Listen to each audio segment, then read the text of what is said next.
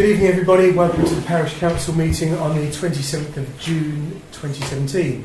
First of all, the fire exits are where most of you came in, through the doors next to the stairs, but also just there to my left in the event of an emergency. The meeting is being recorded, so if everybody could speak one at a time after raising your hand, that would be excellent. And we do have a lot of business to get through this evening, so speaking one at a time is and briefly is even more important as well. Thank you. First of all, then, do we have any apologies for absence, please, Peter? Yes, Councillor Saxton, who was aware, Councillor Bird, who was aware, Councillor Pittham, who's not well, and Councillor Brown, who's got work commitments. Okay, thank you. Any comments on any of those apologies, please? We're happy to accept all those apologies then. Yep, everybody? Okay, thank you. Item 3 is declarations of interest. Do any members have an interest to declare on any of the agenda items this evening, please? No? None? Okay, thank you. And item 4 is to sign the minutes of the previous meeting, which is the meeting of the 23rd of May. Does anybody have any comments on those minutes, first of all, please? No? Are we happy to sign those meeting minutes as a true record? Yeah, absolutely. Okay, thank you. Just going to chop the agenda out slightly, so we'll move to item 6, temporarily, which is the co-option of a councillor. Caitlin Graham-Nicol is here, and hopefully you've had a chance to read her bio that was circulated this morning. Does anybody, first of all, have any questions for Caitlin? At all? No? Okay, fair enough. In that case, I propose that we co-opt Caitlin Graham-Nicol as a parish councillor.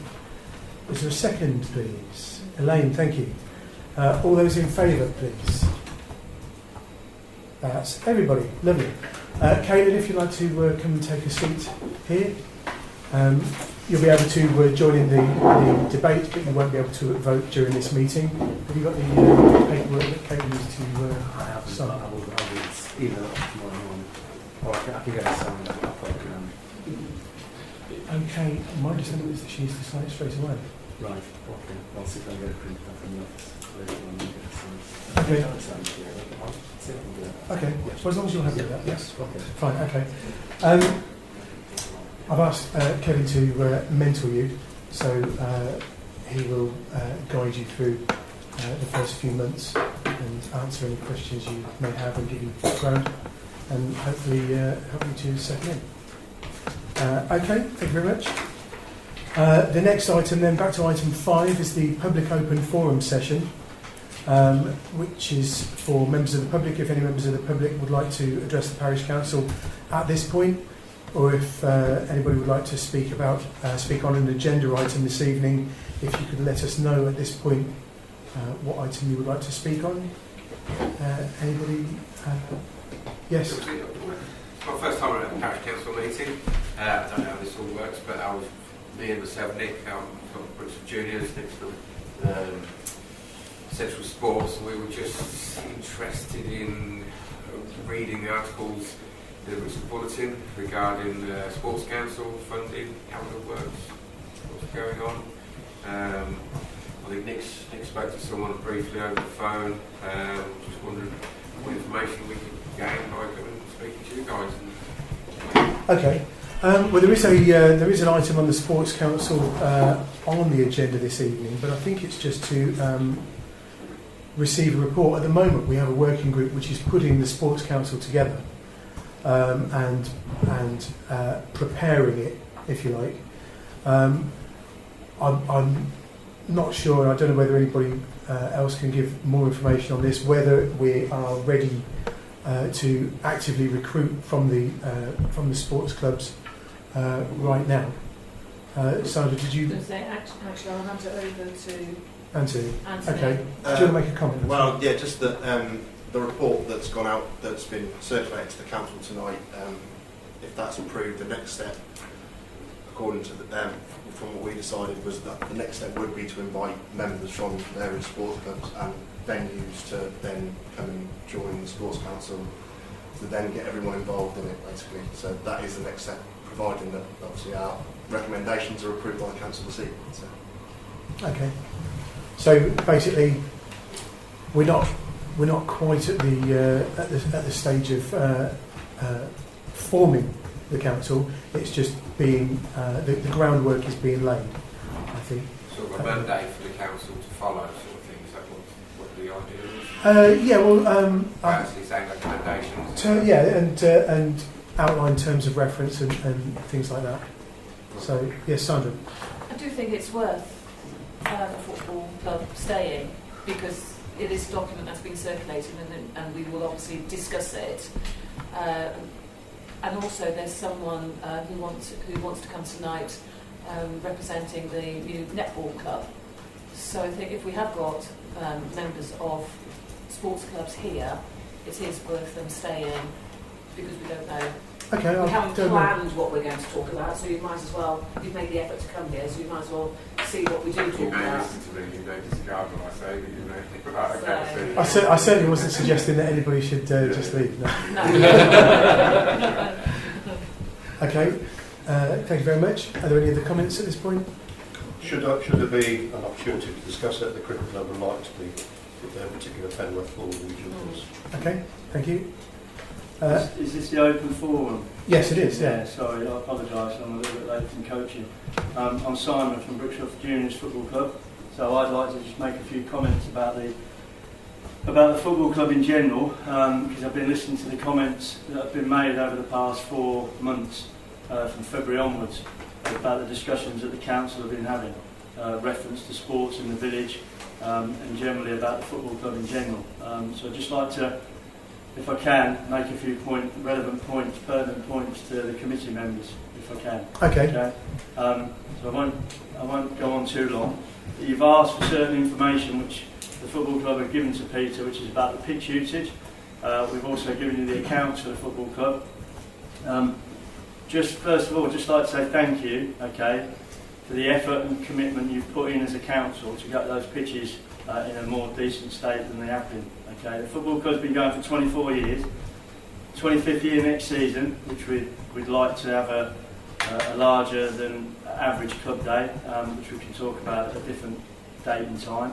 But just thanks very much. I know it's cost you a lot of money as a council, okay, but maybe if more money had been put in years previous, you wouldn't be paying the amount of money that you're paying currently. So thanks for that. Just on the comments that have been made by council members, the football club has 225 players, okay? 225 children from the age of under 6s right the way through to under 18s that play football in this village for years, okay?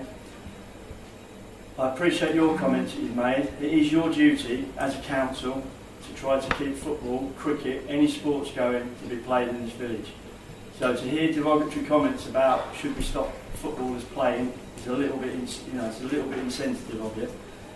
Sorry, who made those comments? You've made those comments around this I've table. made those comments. No, you haven't. Right. Council members have made comments, touched on points about whether or not football and cricket can be stopped being played till the pitches recover.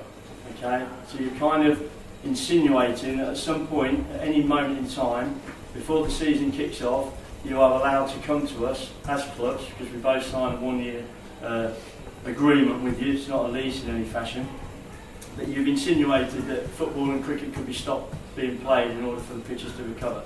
So that's something that needs to be considered. You've discussed, so like I say, 225 players. About 5 years ago we had 175. So the comments that the club keeps expanding, this year we will still have 225 players. That will be made up actually this year of 20 girl players. And as a council and a village, you should be proud of the fact that as a football club and potentially a cricket club, I don't know what they do about the girls, but we're promoting to try to have children who play sport. Okay, we need to get them out playing sport, not sitting indoors doing nothing. We give them social skills, both at any club. We're not just here to play football, it's about giving them social skills, team building, team bonding, working, and life skills from the age of 6 through to 18 that we try to encourage.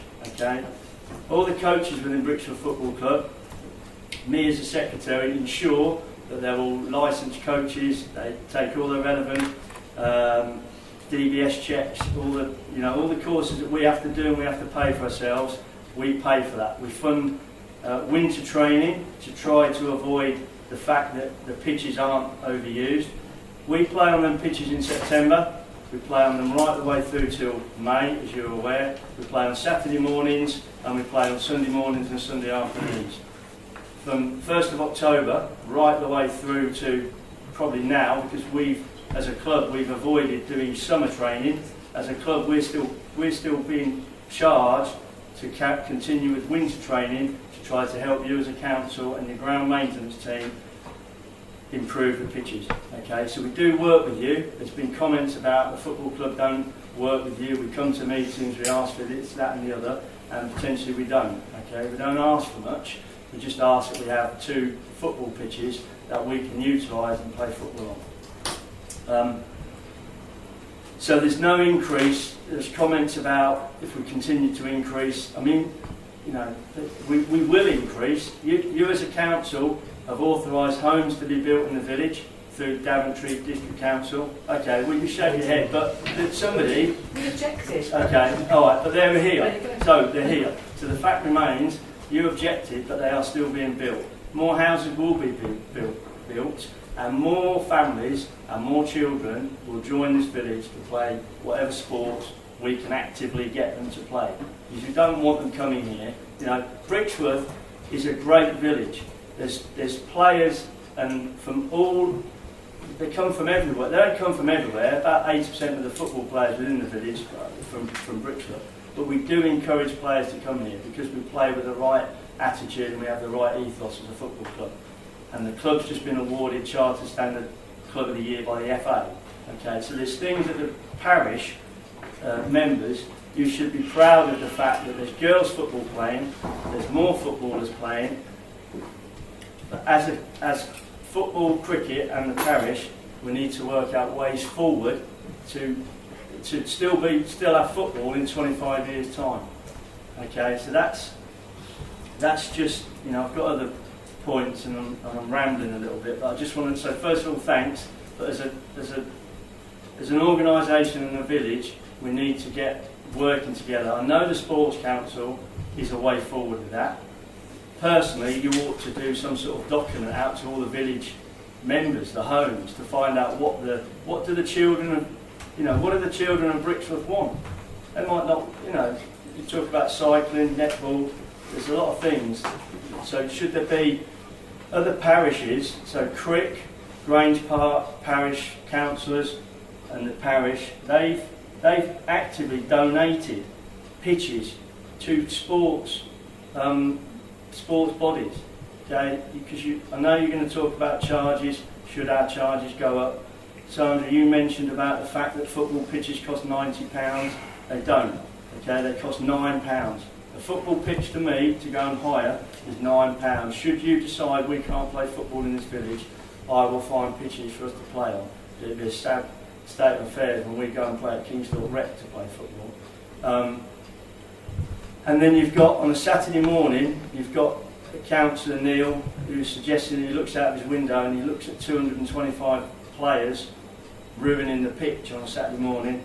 Well, as I say, we have 225 players full stop, and on a Saturday morning you'll have about 80. But you should be thinking, isn't that awesome that there's all them kids playing out there? Okay. Alright, so that's just a few points I want to make. But we need to work together, okay, to still have football, cricket and any other sports that this village wishes to have in 25 years' time. Absolutely. And one last thing, just on the funding. Okay, Councillor Neil Brown suggested that you as a council cannot apply for funding. That is not true.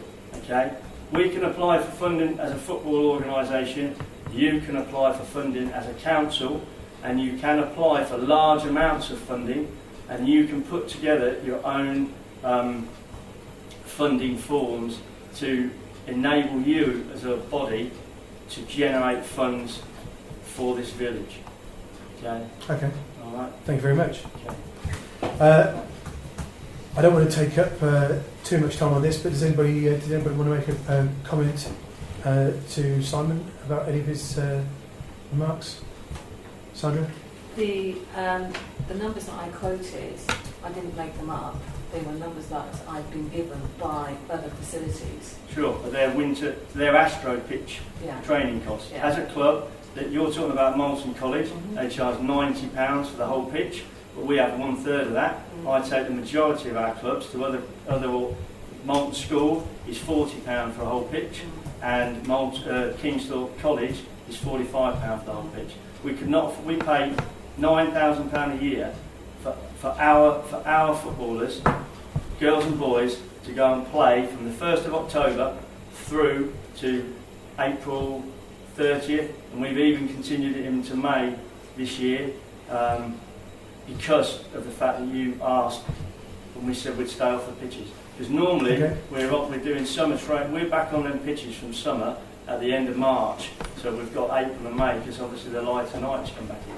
But you're right, it is £90, but that's one, we couldn't afford to go there and have all of our teams go there, so thankfully there are other organisations who have cheaper rental prices. Okay, thank you. Kevin, did you... No, just I think I've heard enough now. Okay, fair enough. Sandra, another... Yeah, I Just think, briefly, please. I think this needs to come out of the public forum, and it is part of the Sports Council. Well, yes. And these are issues that have already been discussed by the Sports Council. And you're absolutely right, Simon. We as a council want to work together, not with just the football. We want to work with the cricket. We want to work with the netball. We want to work with the indoor bowling. That is what we want to do. This is about rubbing along together very nicely. Thank you very much.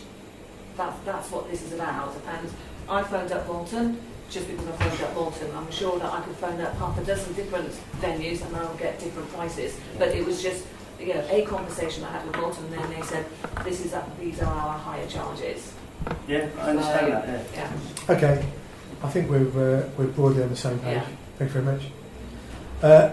Any other comments from the public open forum session? We're actually running a little bit over, but if anybody else has any comments to make or anything else? I wanted to speak not on the subject of sport. I don't know if now is a good time. I made an application to the council to hold a dog show, and I wanted to speak to the council on that subject. Okay, I think that is elsewhere on the agenda. Okay. Well, I spoke to that 11:2. okay. So 11.2, would you like to speak there? Yeah, that's fine. Okay. Just on the subject of sport, as a parent in the village, the one thing that is missing predominantly for my children is a rugby club. Okay, thank you. And I know there's not necessarily the space for that, but it's just something to consider. Okay.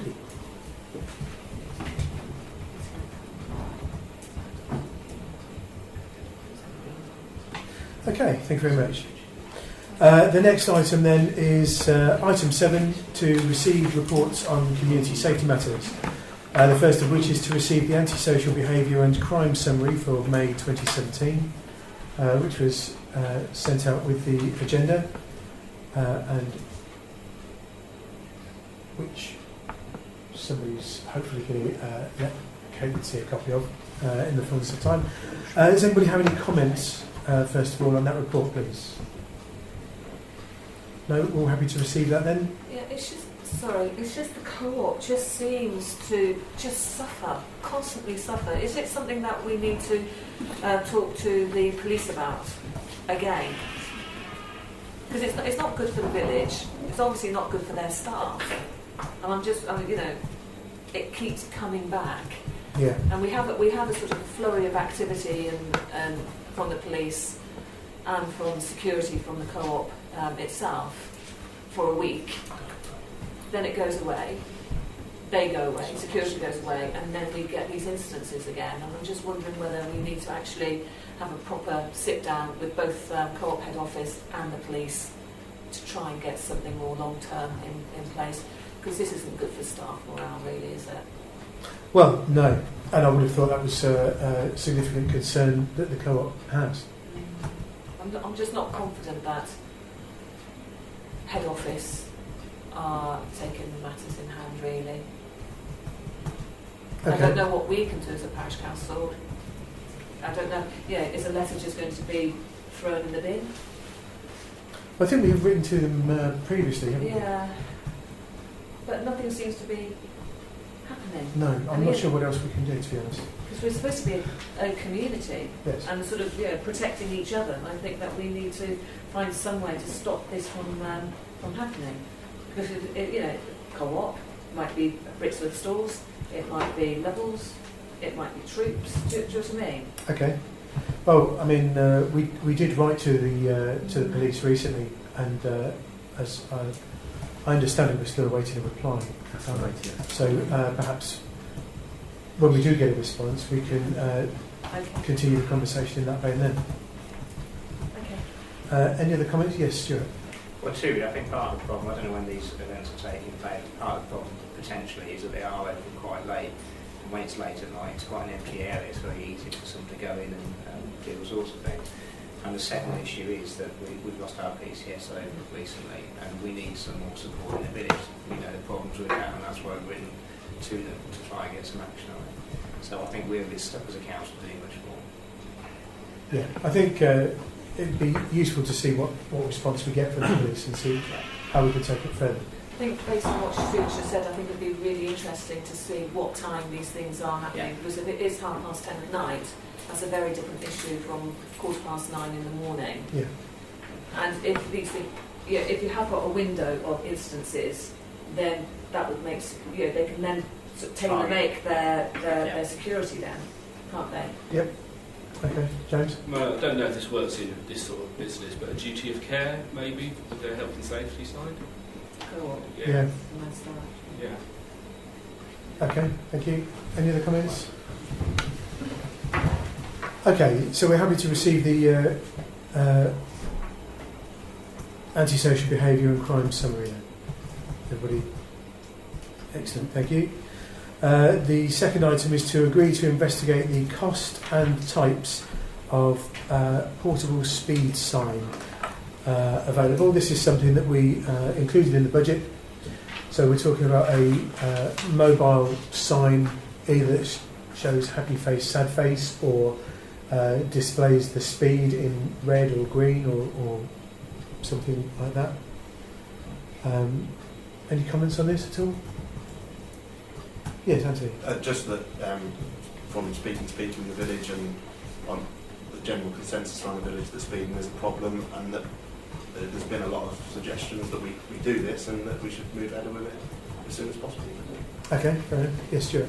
There's a linked item, of course, from the parish report, the surgery report, and it's not the first time it's been raised, but there are certain backlands in Brixworth where people are speeding excessively. Now, I think the difficulty would be where you put those signs, where to focus those signs, because... Yes. I mean, it'll be interesting to see when we're investigating it, if we go ahead and investigate it, whether we can put it where we like, or whether we have to do it in consultation with the police and or Northamptonshire Highways and whoever else. So, hello. Sorry, for your sign, put sad face, happy face, don't put the speed. Okay. That is what people find, because if you put the speed, you have to block it at a certain level. Yes. Because some people will try to See how high they can make it go. Yeah. And I do think ask around, but happy face and smiley face, and with a thank you somehow. And people who do not, because when I was campaigning for county council, people say to me, people speed in the road just there. And I said, are you sure? And I was knocking at door, and I could see a car passing by, and they were not doing 30 miles an hour. They were doing 45, 50, which is far too much on that road. Sure. But happy face and so. And if the parish, because I have my empowerment fund, I have given, this year I tried to spread, because I just have £5,000 of your money to give you back. I give it a tranche of 500, so if you need some help with your happy face, I am willing to give you, I did that for Midwell, and you can ask Midwell how, and they think it's working. Okay. So if you want some money, ask me quickly. Okay. That all sounds very, very helpful. Thank you, Cecile. Simon. I mean, Madewell, they can get away with either one or two because it's a straight road through, whereas we've got four roads coming into Brixworth, and my recollection of the cost of these a few years ago, they were about £3,000 each, and then you have the batteries because they I think solar panels were just coming in. So then you have the issue of, can we afford £3,000 times 4? If not, then you would have to find volunteers to move them from, say, Spratton Road to Cretan Road to to Northampton Road. So you've got that issue as well. Yeah, I mean, having volunteers moving these around. I think the idea at the start was to just start with maybe one, and see how it goes. I'm not sure off the top of my head how many we've got budgeted. We're budgeted for one. Yeah. So starting point. I think it was anticipated that we could perhaps ask Mark in the first instance if he would be able to move it. But these are all things that, as you say, need to be investigated. Are there any other comments on this item, please? Okay. Nobody has a particular hankering to investigate this themselves? Not with a couple of us. Are you co-opting other people onto your Yeah, working absolutely. group? It's find it a lot easier this way. And I think you will have to ask young boys to highway because that is better where you put it. Okay, fair enough, thank you. Okay, So- Thank you. Sorry, nice of you to volunteer. Okay, fair enough. In that case, I propose that we ask Kevin and Steve to conduct the investigation into the types of portable speed signs and also the other considerations that we need to take into account when putting them up. I'll second that. Excellent, thank you, Anthony.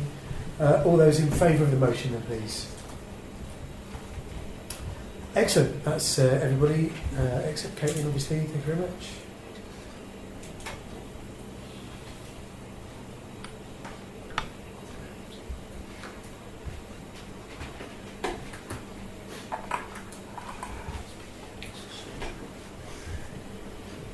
Item 8 is to receive a report from the last councillor's surgery, which was circulated with the agenda. Does anybody have any comments on the report, please? No? Okay, we're happy to receive that then. I would just like to ask, there is a part of the report that refers to contacting sat-nav manufacturers and asking them to avoid directing traffic through certain narrower roads. And Sandra, I know you've had some success doing that. And I've already reported these roads. Have you? So, yeah. So that's all. So this is all traffic that's presumably not using Well, sat-nav or not using updated. Updated sat-nav. Yeah. Okay. Fair enough. Okay. In that case, Just before yes, sure. we go, I have advised that we've advised that we disseminate this more widely. I don't know whether it's worth putting something in the bulletin again, whether it will help or not.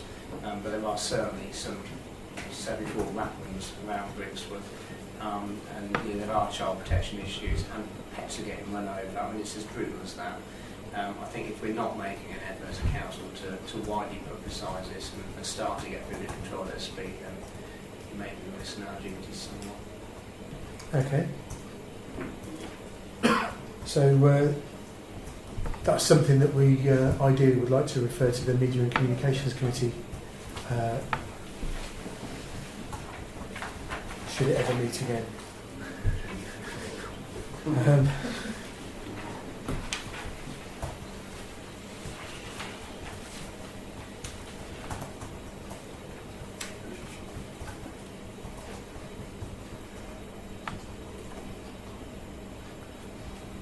Okay, the second part of this item is to agree parish councillors attending the next surgery, which is Saturday the 1st of July. Any volunteers? Kevin, thank you so much. Any other volunteers? Okay, Steve, excellent, thank you. I did say I'd do it next time, sorry. If you want to do it, that's fine. Yeah, I'm fine to do it. Which is good because I forgot the book anyway, so I'll just skip to it. Okay, so everybody happy for Kevin and Elaine to conduct the surgery on the 1st of July? Excellent, thank you very much. Item 9 then, planning. First of all, to receive the list of planning decisions for May. This was also attached with the agenda. Does anybody have any comments on the decisions, please? No? Happy to receive that report then? Okay. And 9.2 is to receive the minutes of the Sorry, I plan. did have a comment on that. Oh, sorry, I didn't see your hand. It was the 2 Kennel Terrace, the Indian restaurant, which I know, declaring interest, it's next door to our house. But I think, is that the second time that the Daventry District Council have overwritten something that's in the village plan? If they've approved the illuminated signs on the building, because that was something on the village plan. It's also something that's in the heritage conservation area. Thank you. It's nice. I think I'm right in saying that's the second time that we've asked them not to do something that was in the plan or in the conservation area, and they've overruled what we've said to us. Okay. I think to go further, I think the danger is once you set that precedent, then you may as well not have a conservation area, because others will be asking, well, why can't we have the same rules applied? So it's worth raising this perhaps with Daventry District Council to see exactly why these things are being overturned and what the point of the conservation area is, if that's the case. Okay. Yes, Sandra. Because they've already got lights. They've got sort of fairly tactile strip lights there. So I don't understand why they need anything beyond that. Kevin, is it something that you can bring up as a district councillor? I can have a word with them, yeah. It's done under, I think it was done under delegated powers, if I remember rightly. So it never actually got to committee. But I'll ask the officer concerned why it was done that way. I think it was something that was refused the Chinese restaurant as well. I think there were a number of things that the Chinese restaurant couldn't do that I think the Indian restaurants would like. I can double check the detail. Okay, thank you. Item 9.2 then is to receive the minutes of the planning committee meeting of the 5th of June. Does anybody have any comments on those minutes, first of all, please? No? Happy to receive those minutes then. Okay, item 10, Media and Communications. There's just one item here, which is to note that the Media and Communication Committee meetings of the 17th of May and the 14th of June were both in Quorate. So the committee has its work cut out for it in July, assuming it goes ahead. Any comments on that before I move on? No? Okay. So is it, yes, there are. Then. Is it this committee to decide that we need to have an extra member, or do we bring that to media to say we need an extra member? Because we've now gone 2 meetings without, and obviously if we can't have meetings, we can't do our... Yeah, I think the committee is struggling because you've got 2 members off at once.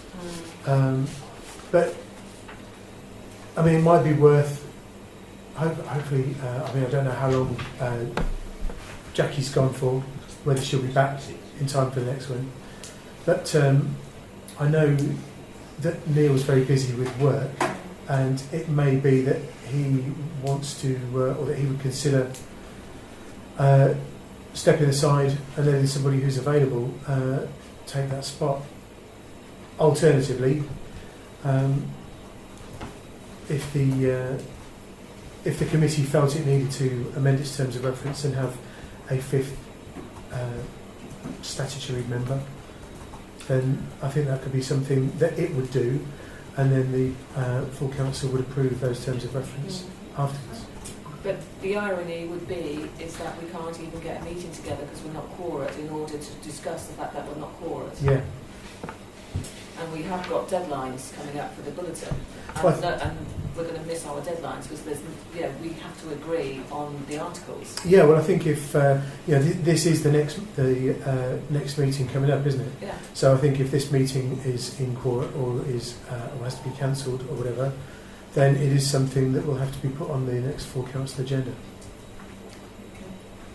So we can't make a decision now to ask people to become part of the media thing because we have to. No, because look at changing the terms of reference. terms of reference or electing members is not on the agenda. So we can't really do that. I don't think. I wouldn't be comfortable with that. Okay. Any other comments on the Media and Communications Committee section while we're here? Could I just ask, Yeah. please, would it rule out any contact outside of this meeting with members of the committee now, and in what member on? Sorry, say that again. Where you're We trying informally. to ensure that you're increasing your numbers on that committee. Are we precluded from approaching people outside of this meeting now to try and achieve that aim? They come to our terms of reference. Well, the committee members are named Yes. individuals. I know. So, okay, so I'm not really sure what But as question a you're asking. committee So and if a they, piece of cake, can we say to someone, would you be interested in joining the media committee? yeah, of course. Yeah, you can have conversations, but they can't actually join until No. it's on the agenda. So does that That's sorry, what I'm asking. I misunderstood Sorry. your question then. Okay. Right, moving on. Item 11 then is recreation. The first item of which is to receive a written report on the proposed formation of the Brixworth Sports Council and consider its recommendations. Sorry, Chair. For, This is, I was just wondering whether we can look at 11.2 and 11.3 to give this member of the public a chance to represent the netball club, please, okay, if it's okay with other people. sorry, which member of the public's talking about the netball club? Portia, and she set up this netball club, and she wanted to be here specifically to listen to this agenda item. Right. But ironically, she's at netball. Okay, so she can't speak about it then. No, so I'm wondering whether we can look at 11.2 and 11.3 to try and find some time. Oh, I see. Yeah. Sorry.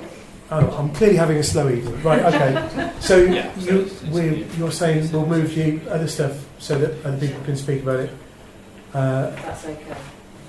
Yeah, does anybody else have any comments on that? We happy to see what they're about. Assuming everybody else, I wasn't the only one that didn't What time understand does it. netball finish?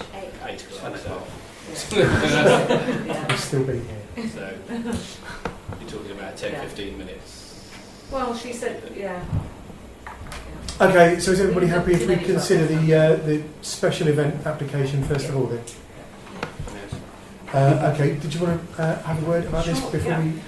I'm Anne Skivington. I'm the person that made the application to hold the dog show.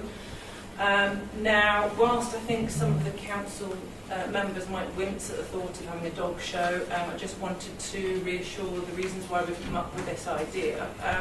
I've lived in the village for 12 years. I'm very much an animal lover. I work with animals and for an animal charity. And I also wanted to try and create a little bit of community spirit kind of surrounding something that I know very well.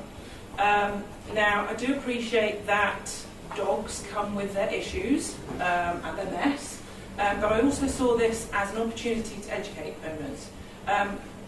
My feet are firmly based in education. I was a lecturer for 14 years at Moulton. So not only was this for me an opportunity to have a bit of fun, for children to learn how to look after dogs properly, which as an animal professional, I see lots of people just in and about my business during the day in the village, and you know, they're doing their best, but it wouldn't necessarily be the best way to look after their animals. But we also saw this as an opportunity to raise funds. Now, I've been in touch with Cynthia Spencer. If we could get this off the ground, they would be extremely grateful for half of the proceedings. And then we have the other half of the pot, which we've yet to allocate. Now, being in a village like this and kind of having sat here for the last half an hour and listening to what's going on, really feel that it has to somehow come back into the village. Because it just seems like there's so many different worthy causes, but we kind of, there are so many of them, we wouldn't know where to start, which, you know, would be the preferred one to go to. Okay. Thank you. The alarm bells that rang with me was the date, the 10th of September. Okay. Because that's a Sunday, and there may well be football being played. I did speak to the sports club. Right. This was quite a few weeks ago, and they said at that time they hadn't got anything planned. Not our sports, right? That's the kick-off of the football season. It's not set in stone for us. I mean, that was just a date that we came up with. It's movable. Okay. Depends how much. You talk about the whole pitch, you mean?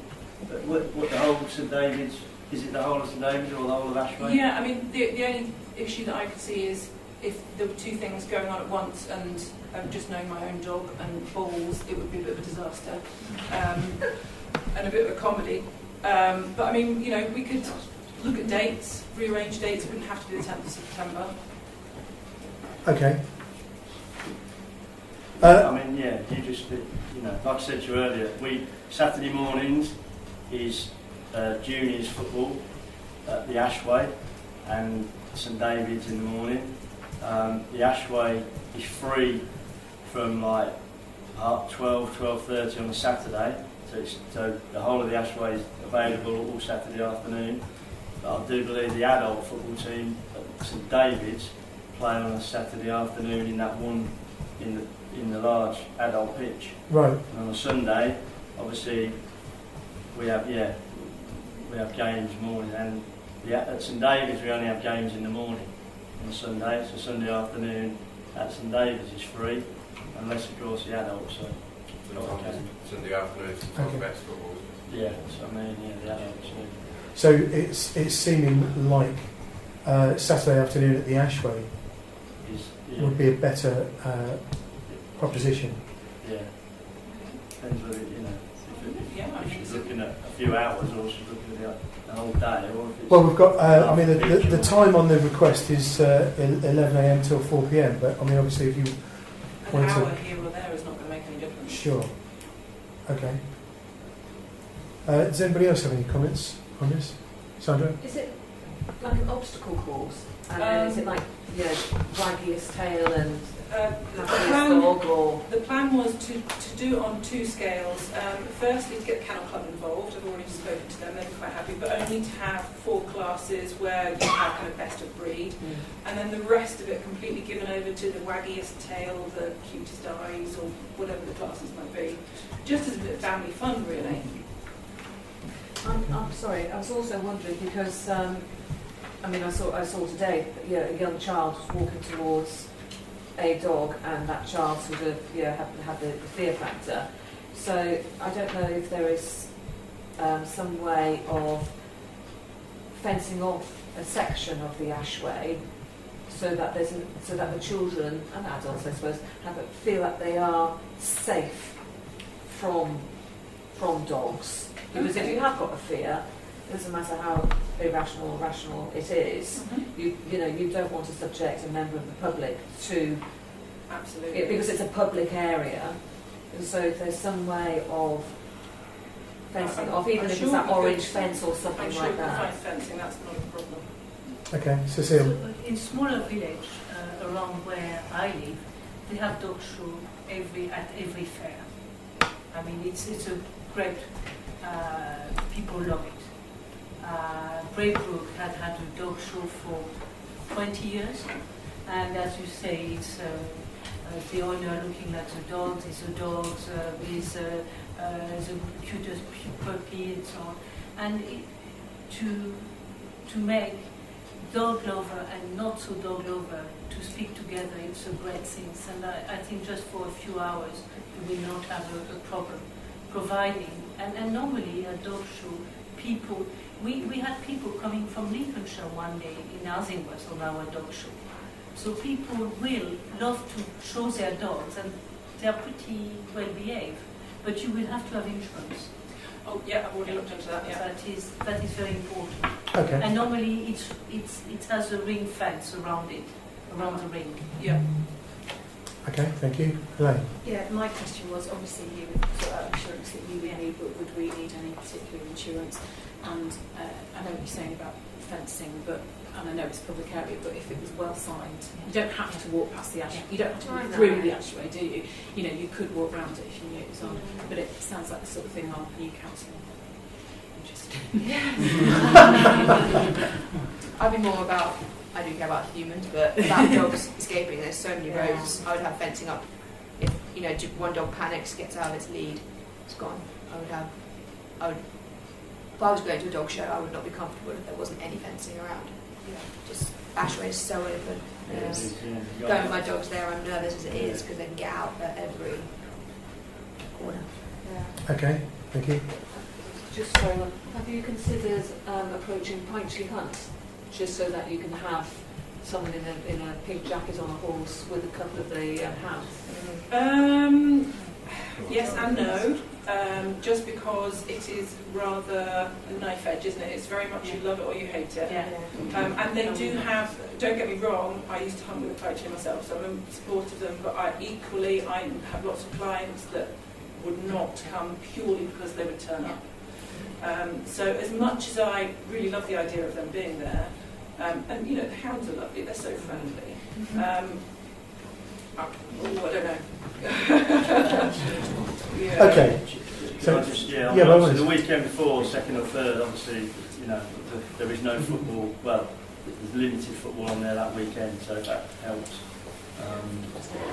So there might be more availability during the day. Second and third, you know, we don't kick off fully until the 9th and 10th. So, in order to give the lady more hours or opportunity, it might be better if the children will not be at school. Yes. So do we have a specific contact that we can liaise with to yes, well, the dates, like to kind of liaise with the sports groups to make sure nothing just clash, or is it just silent? I think ideally you would liaise with Peter, the parish clerk, because he has contact details for all the sports clubs. Although on the Ashway, if you were to decide on the Ashway, it's just Brixworth Juniors, I think, that use it at the moment.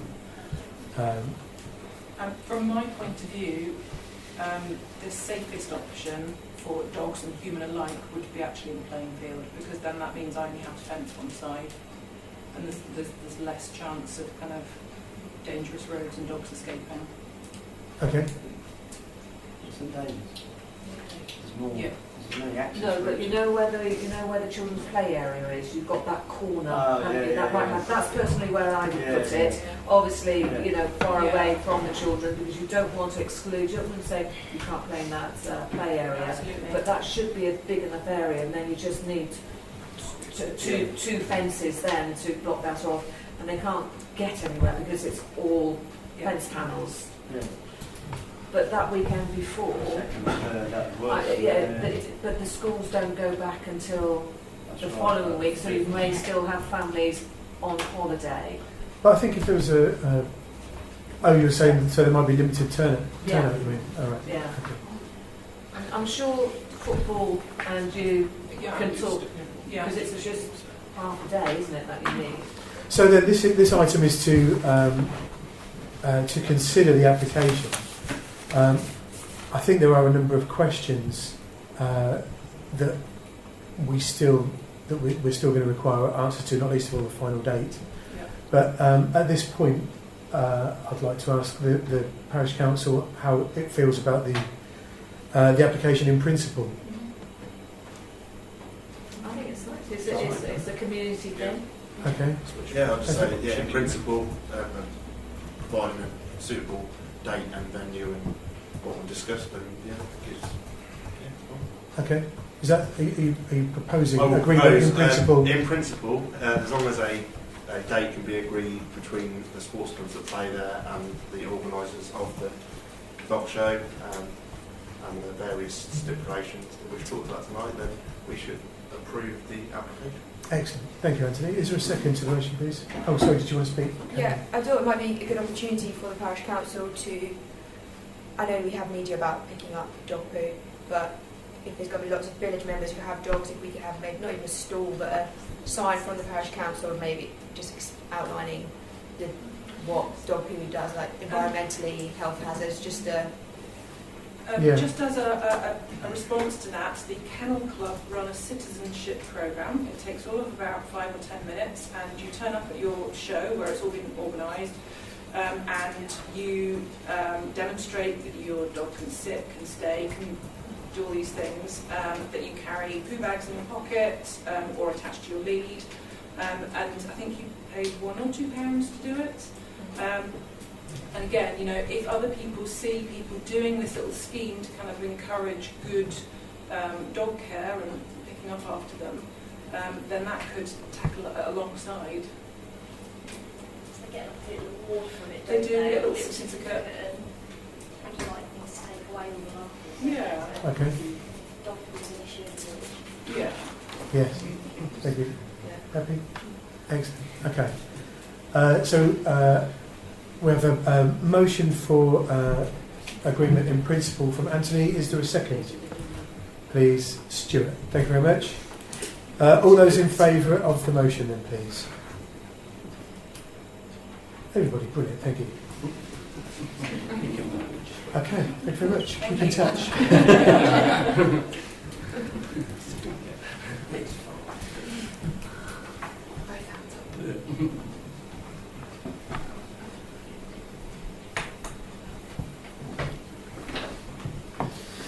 Okay, the next item then is to note that the report which was submitted by Brixworth Juniors.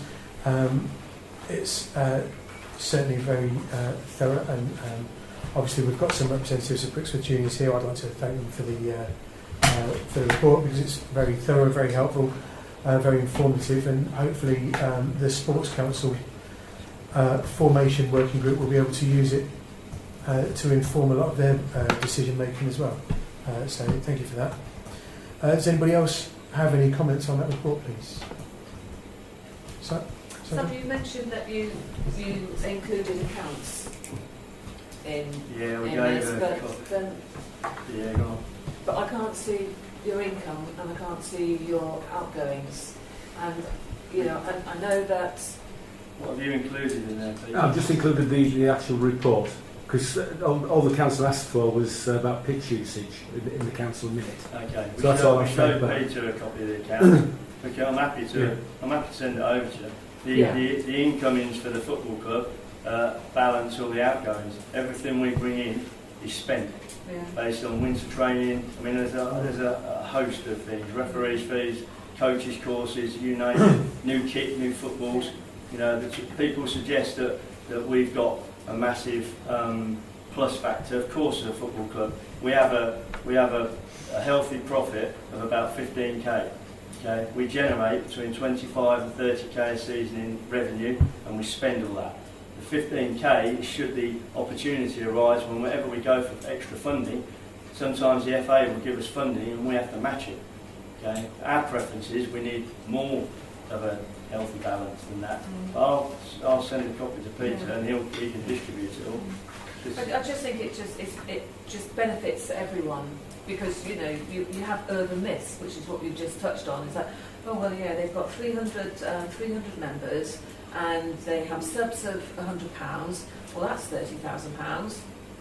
But they can't. But you know, individuals don't necessarily see your outgoings, such as coaching fees or this or that or the other. And I think it would be helpful to every one of us to actually to see. Well, we have 225 players, so it's not 300. Yeah. Okay, fees are £130 depending upon what age you are, and £100 if you're younger age groups. you have sibling discounts, so you can't just do a times table situation. There might be 3 family members all playing in the same club, same club. I think we're getting kind of beyond the scope. I mean, the report that I've seen was thorough and answered all the questions that we had. I personally don't have any interest in seeing the club's accounts unless the club's coming to the parish council asking for money or a discount or something like that. So because I don't understand you've got a council member who's part of the central sports, intimating that we have thousands and thousands of pounds. It is a little bit irrelevant. Okay.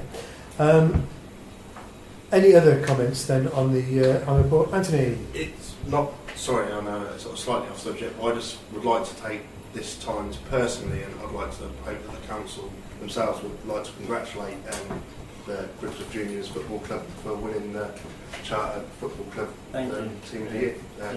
Just thought I'd take this time to put that some positive. Well, it's the whole, it's the whole of the county. We're up against a lot of clubs. We do a lot of good things, and the FA have come out here. They've interviewed some children. They've had parents to speak to. They've had coaches to speak to, and it is, it's prestigious. Of which you're part of, because without your pitches for us to play on, we can't be a chartered standard anything. Okay. Fair enough. Thank you very much. Are we happy to delay the conversation about Brixworth Sports Council a little bit longer? Yeah, because she says she would be here on 10 more minutes, and then it's. Okay. I think people are here, though, aren't they? There is that, yeah. And they've been waiting quite a long time. Is everybody happy if we wait until, say, 20 past to talk about the Sports Council? I think you've got to set a deadline, Chairman, because if somebody's really interested, they'd be here, they'd give up what they're doing, like the rest of us. Yeah, I know. Yes, fair enough. Okay. But so, are you saying that you're not happy with the 20 past deadline? I would suggest, no, I'm happy with 20 past. Okay. But a deadline, not something that continues. Fair enough. And here she is. Oh, the stuff we were saying about you. There we go, well done. Okay. Item 11 then is to receive a written report on the proposed formation of the Brixworth Sports Council and consider its recommendations. Does anybody have any comments on that? First of all, nobody?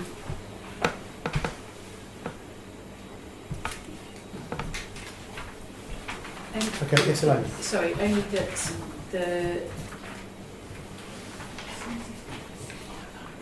the compilation, the number of people that are involved, is that setting up like in terms of reference or something? Does that mean that we'll need all those people to be core up, or does that depend what they decide once they sort their meetings out, or is it just a proposal as to what they think they need? It wouldn't normally be the core level. No, it would just be the membership. But do we need to decide that we've got those people before they can even set up? I mean, I just think it'd be really nice to get this set up as soon as possible. So, and we had people involved last time that wanted it to go ahead. Yeah. So, do we need all of those people committed to those roles before we start, or can they have a meeting and then start to elect those roles? That's the question. Oh, the roles right at the bottom. The sort of, do they need a chair, a vice chair, a secretary? Yes, Anthony, thank you. I'd just say that this document is just a recommendation on the research that we've done. I think the task panel for the Sports Council and talking to Nick from Maudsley Sports Council, it's very important that we don't dictate as a council how they set up their Sports Council. We want that to be them that sets it up. So this is very much a framework and an outline. It's just a framework, it's just some research that we've done and some advice, and obviously we'll have a member or however it's decided, but we don't want to just say this is a sports council, this is how you're going to run. We want the members of the sports council to decide how they're going to run, and with advice and research that we've done. So yes, those like chairman, etc., the vice chairman, that's just a recommendation on what other sports councils that we spoke to have done before. But we very much want to engage the community and the people and the sports clubs to create it themselves, so it's their trials. So. Okay, thank you. I think the other thing that we wanted is that we've got this Section 106 money, and I can't see how we can. There's no benefit long term in saying, right, we've got this money, we're going to spend it.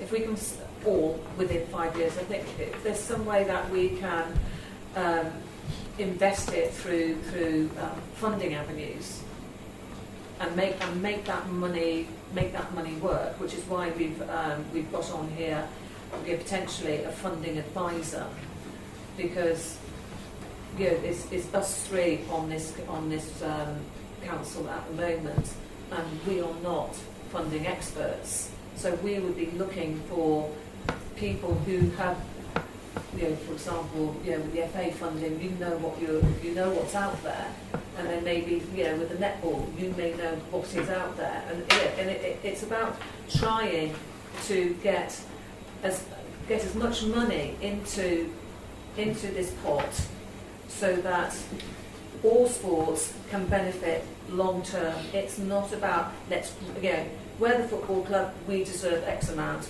We're a netball club, we're brand new, we deserve a chance. We're the cricket club, and we've got X amount of children. But for us, our vision was bringing indoor sports and outdoor sports together, helping each other rather than helping themselves. Okay. I'll just add on the funding. The FA will only fund football.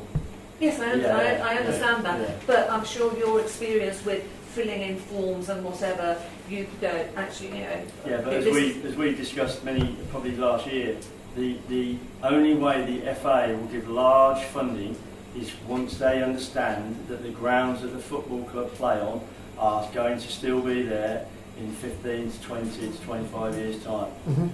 Now, obviously, we've touched on this before. You won't give us a lease for 25 years. All the football club all the FA would require is a confirmation that the pitches are still going to be there in 25 years and they're backed by the council.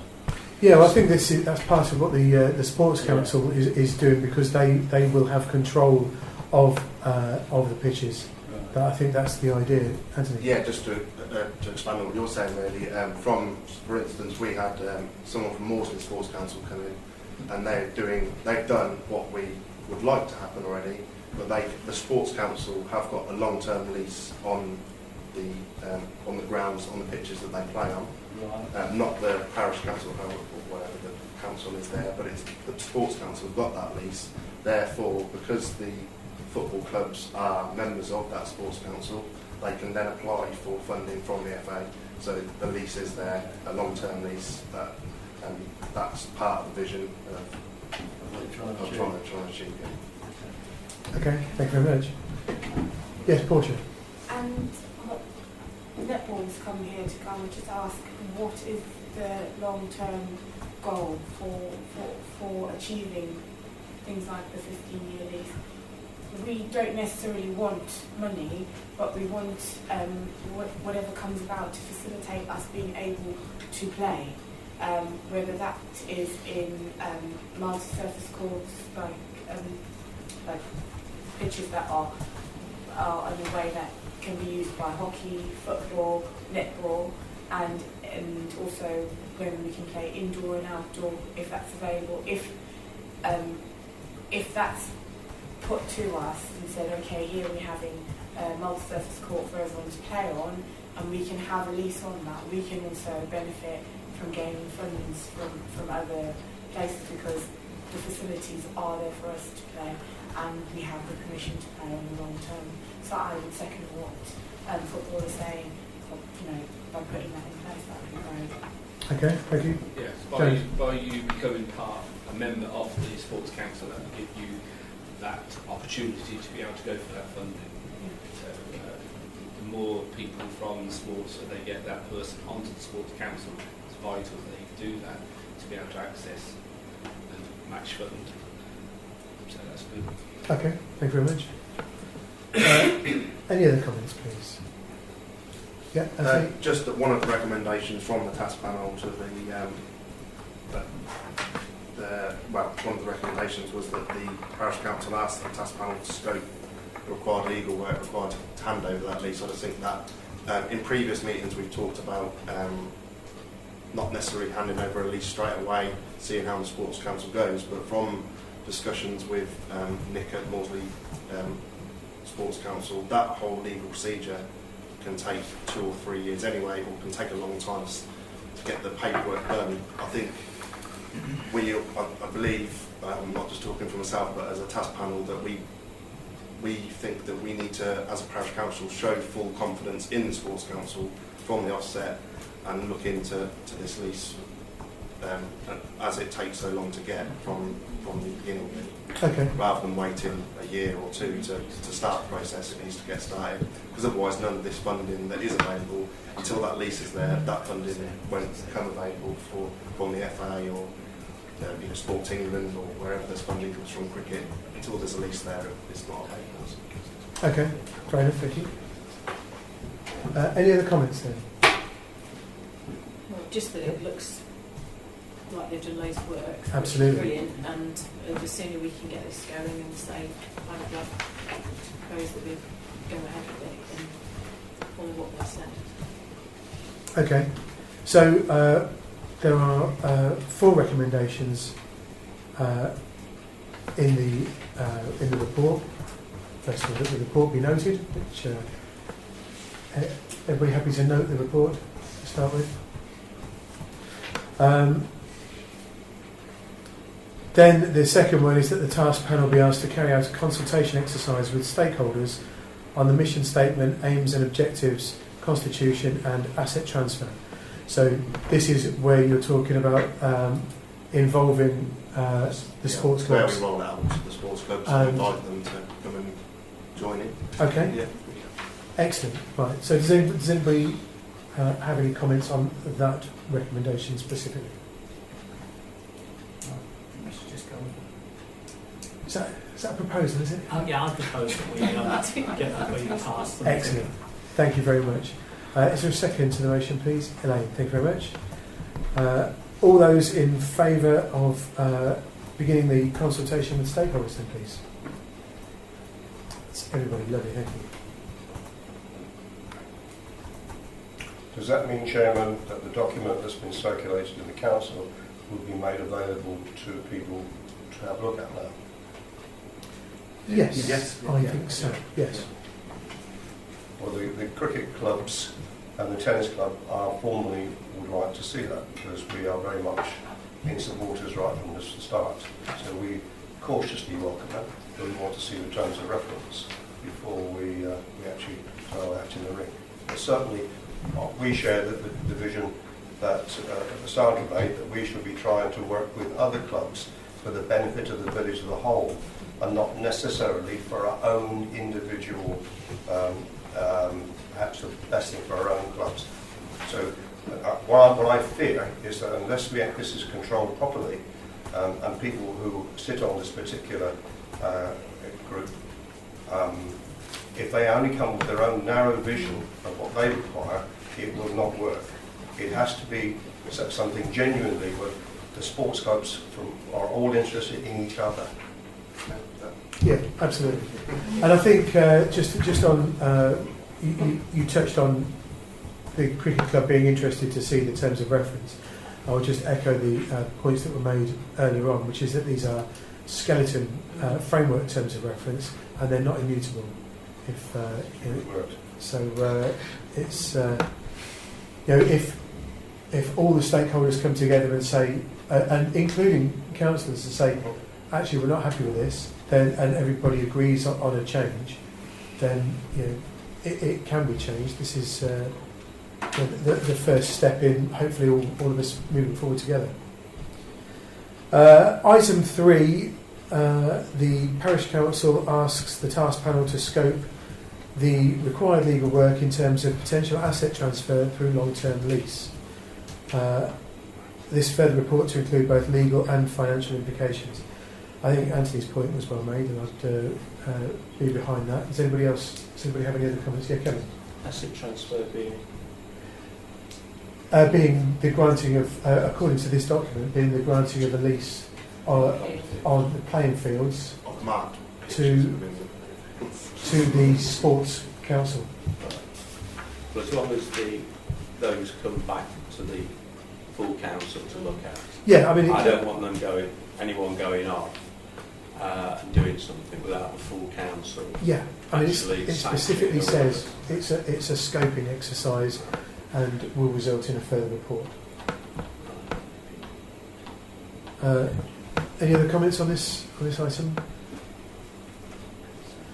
Okay. Are you happy to propose the third recommendation?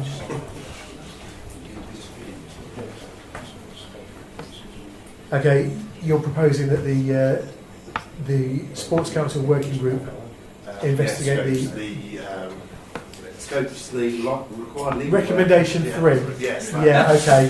Thanks. Is there a second to the motion, please? Stuart, thank you. All those in favour of the motion, then, please. That's everybody. Thank you. And item 4, that a progress report be submitted to the council meeting in September. Is everybody happy with that? We don't need a proposal on that. But we're all. There are no comments on the timescale there. Excellent. Okay. So, sorry, can I just clarify then with my two colleagues that...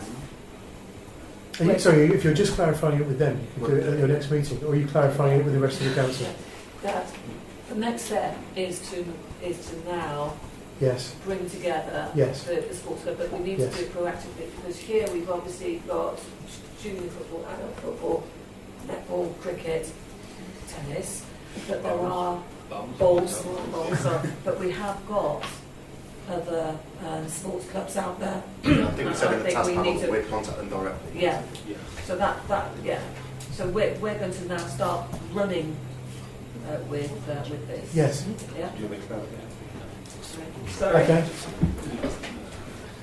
Thank you. Any other comments before we move on? Excellent. Okay, thank you very much. Item 12 then is to receive a report from the Village Hall representative, which was circulated yesterday, I think. A few days ago, Well, recently. It was circulated recently, before today. Yes. Does anybody have any comments on that item, please? No? Okay. No? Yes? Was the name meant to be eradicated? Yeah. Of the organisation Yeah. redacted? Because it wasn't. Was the name of the organisation that was involved in the dispute meant to have been redacted? That. No, I don't think so. Okay. I was advised. Oh, really? Oh, right. Well, there were Oh, well. blanks through most of it, but then it said it at the end. So. Oh, did it really? Shucks. I don't know any other organisations involved in that particular thing. No, so I know. It would be fairly but- obvious who it is, but I was Okay. advised to actually take out the company name. Okay. And were we to understand from that it wasn't that they were saying they weren't going to do it? That they should have been paying some money to that organisation, but just not the amount that was being charged. Yeah, Or so was they the- have paid money, Yeah. and then they've actually paid too much money, Right. Okay. and so Okay. yeah. So as the report says, yeah, so yeah, but they were just we do need. There is the need for a licence, though. Still. yeah, but not the license that they were trying to That's fine. claim that they needed. Thank They you. needed. My understanding of that was slightly different. My understanding is that there is no need for a licence because nobody uses it. Retrospectively, they were sold the wrong license. Yes. Which they paid for. Yes. But they paid too much. Yes. They should have paid a much smaller amount. Yes. That's my understanding of it.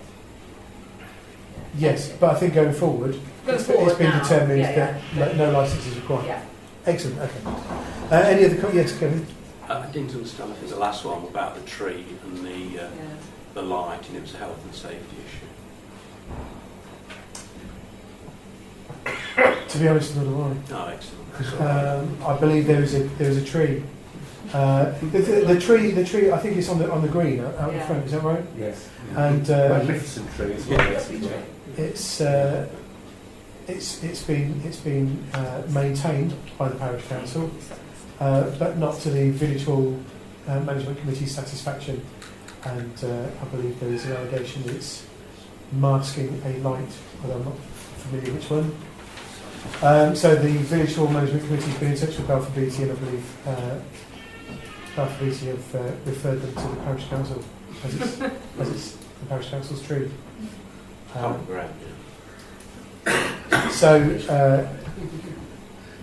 we'll see. I don't think the parish council's heard from the village hall committee formally following that yet. Okay. Any other comments on the village hall report, please? No? Okay, thank you. We're happy to receive that then. Item 13, finance. First of all, then, to confirm the accounting statement for 2016/17.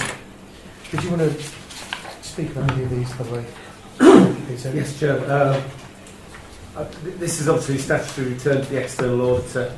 Section 1 is basically just making clear and making a positive statement that we have due control over our finances and we follow the law in all respects. Section 2 is the accounting statement for 16/17, and it compares this year's expenditure with the year ending 31st March 2016, and obviously it brings forward any significant variances which are explained in the last 2 pages of the report. There's nothing significant to mention other than the NCALC auditor will be coming to see me tomorrow to go through the documentation. So hopefully that is relatively straightforward. The spending is fairly much in line with the previous year. Okay, thank you very much. And this discrepancy that's mentioned under item 4 under the staff costs of the report, it's just the money's been put in a different place last year. This bit that's incorrect on the last paragraph. That's been taken care of now, is it? There aren't any ramifications.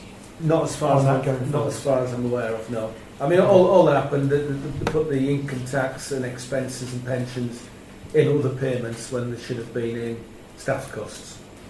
And I obviously spotted it because there was a huge variance. It said 54,000 last year, 61 this. So it's purely a budgetary error? Yeah, yes, it's not purely put money in the right okay. place. That's not money that's got astray anywhere. Excellent. Okay, fair enough. Thank you for clarifying that.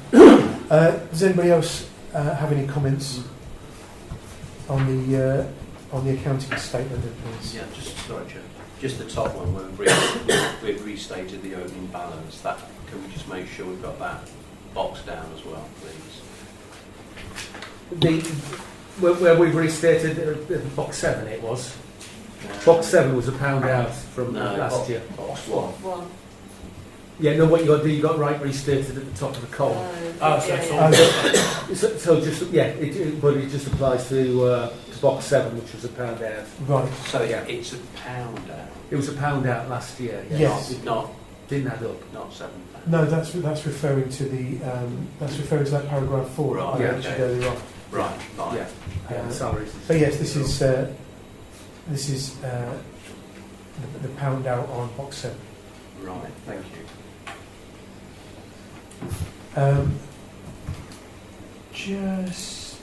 It just occurs to me that previously we have agreed section 1 and section 2 separately.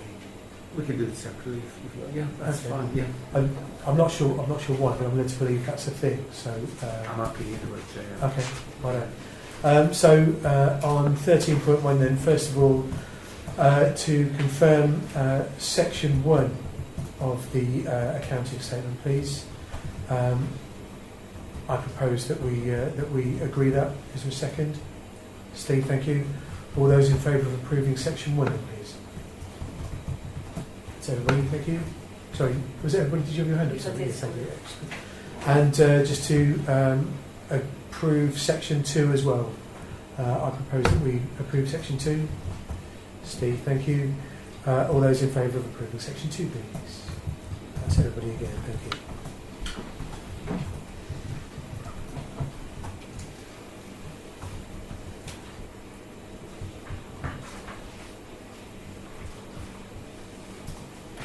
Okay, item 13.2 is to receive the financial transactions for June. This was circulated with the... it was circulated with the agenda. It's also the latest one's gone on the bottom there. Yes, yeah. Absolutely. Okay. So it's the sheet in front of you then. The only thing I draw your attention to, Chair, is the item 10 on the list. There's obviously quite a large bill there for maintenance for St David's and the Ashway. Yep. But obviously that's, I would guess, a big annual bill in any event. So hopefully that will just reduce back down to more in costs again. But that's reseeding and leveling, etc. Okay. And that's within line within line of our expectations for this work. Yeah, well, it'll be running high on the budget, but we'll just have to, the finance committee will have to just watch the monitor the budget on that to see if we need to make adjustments or not. Okay. Chair, yes. Just on that, we spent £3,462.85 on the Ashway. Yeah. You're right to split. Yeah, the rolling budget had to split over more than maintenance and whatever. Yes. Yeah. Well, that's 106. And that yes, there's the money to transfer across. So we can just transfer anything over. Yes, I appreciate that, Councillor. Yes. Thanks, sir. Thanks, sir. Yeah. Excellent, thank you. Any other comments on the transactions list then, please? No? Can I have a proposal and a second for the bills to be paid? Yes, which is part of that. Yes, please, yeah. Right, okay. Yes, in that case, I propose that we pay those bills listed on the transaction sheet. So, Steve, thank you. All those in favour of paying the bills, please? That's everybody, thank you.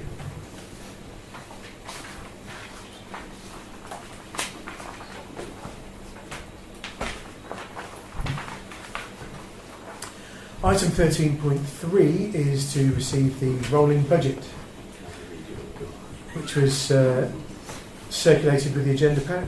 Does anybody have any comments on the rolling budget, please?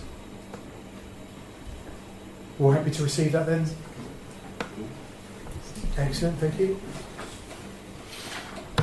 And 13.4 is to receive the bank reconciliation report as at the 31st of May 2017. That's document M, included in the meeting pack. Any comments on the reconciliation, please? No? Okay. All happy to receive that then? Item 13.5 is to receive the Parish Council's reserves, which is document N. Any comments on the reserves, please? No? Happy to receive the reserves report as well? Yep. And finally, document O is the report on the audit of accounts by the verification officer. Any comments on that report, please? No, we're happy with the report from the verification officer then? Okay, just on this invoice that can't be located. It wasn't actually an invoice, Chair. I believe it was paid on a... It was one of those where they requested payment by return via an email. Oh, we see. So we're treating the email so as an invoice isn't actually hasn't actually been lost or misplaced. It was paid on an email. Okay. Which really we should have requested should have requested an invoice. I don't know whether we ought to request one now, except it'll cost us a fortune, I should suppose. Probably get an invoice requested. Yeah. Okay, but from an accounting standpoint, that's all. We're happy with that, are we? Well, certainly Councillor Saxton was, yes. Excellent. Okay, fair enough. Thank you. Yes, I Stuart. don't assume, but are we insisting on invoices from this point on? I've always insisted on invoices, yes. Yeah. Excellent. Thank you. Okay, administration then. First of all, we have to receive the clerk's report. Any comments on that report, please? No, happy to receive that then. Thank you. Item 14.2 is to consider cover for the parish clerk's holiday. Just like to remind everybody not to mention any of the information that's in document Q, but obviously we do have to consider the arrangements for cover. Does anybody have any comments on those two options, please?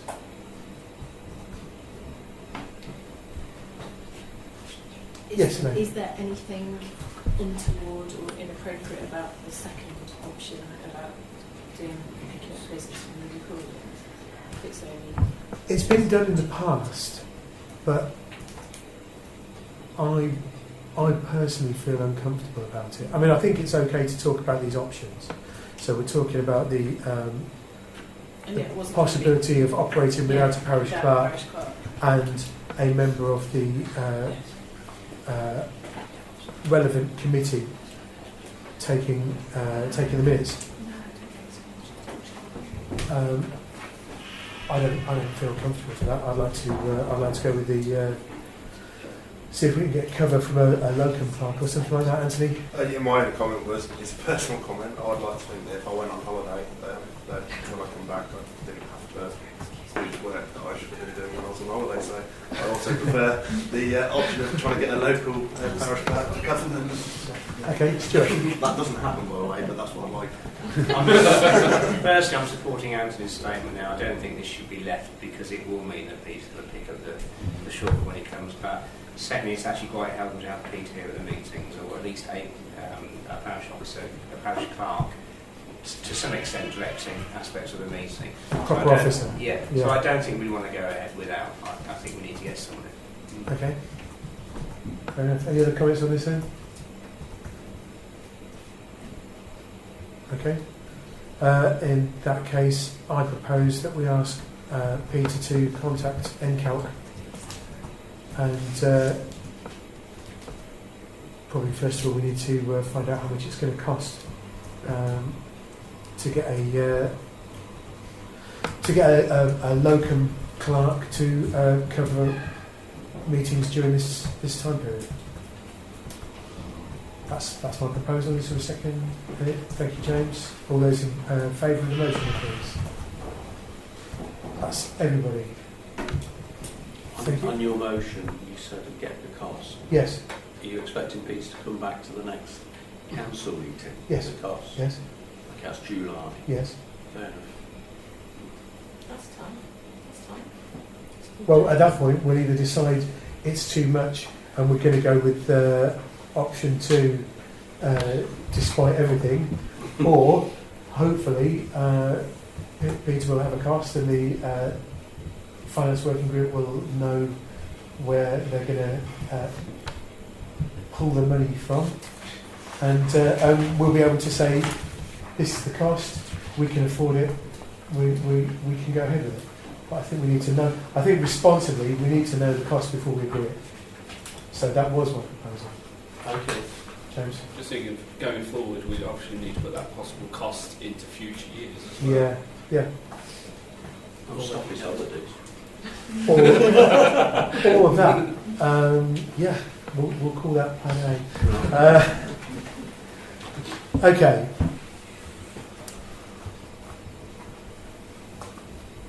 Sorry, just one moment.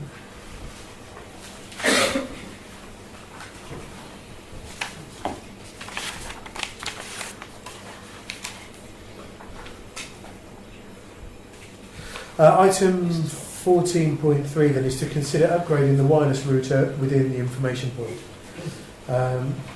The associated costs are on document R, which was circulated with the agenda.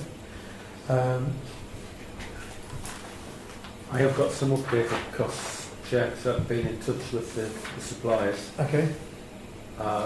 Should I just read them out? Should I just circulate? It's up to you. There's only a few costs. BT Infinity £63 a month on a 2-year agreement. Talk £39.82 per month on a 2-year agreement. And PlusNet £40.50. Virgin Media obviously can't supply because there's no cable.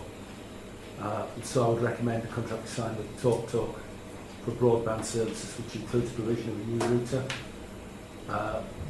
It's a lower 1-year cost and then a slightly higher 2nd-year cost, but it comes in approximately £39.82 per month. So that's average over the 2 years? Yes, which is the average over 2 years. And that should resolve our problems that we've got at the moment, and the service keeps dropping out. And I think we've all suffered from it. Okay. Did you have you had a chance to get the wireless specification of the router? No, I've looked. It's got quite good reviews. Okay. It said strong, but it didn't give any specific specification. Okay. Well, I'd just like to Do you want mention to do the that? one we've got Spec, is 802.11n, and we'll be looking at 802.11n AC as the next standard up in terms of speed and range. And also we need to be looking at positioning it higher, so with telephone and mains extension leads as well, because at the moment it's under the desk getting practically no signal out whatsoever. Anthony? My only comment was on the original report that you said that BT were the only ones that had the best download speed and the only ones that offered fibre. That was the online information. When I called the call centres, most of them offered. So Talk is with fibre, and at the same speeds that BT would have. Yes. Yeah, that was my only question. So the BT's the TalkTalk speed is 76. Yes, it's super fast broadband. Wow. Okay. And there's no install charge, and it's a free router. The only charge is for delivery to the router. Okay. Fair enough. Thank you. Any comments on this? Any other comments? Yes, Stuart. Sorry. I'll just put in a cautionary note with this. I think you do get what you pay for, and you've got to look at contention ratios and the quality of the service that you get from these providers.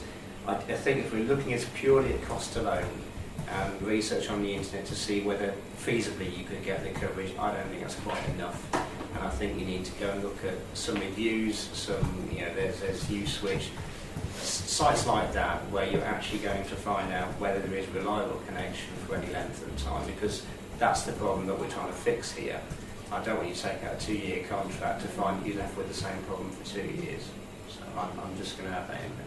Okay, I would just respond to that and say I've been a TalkTalk customer, and I found them perfectly fine.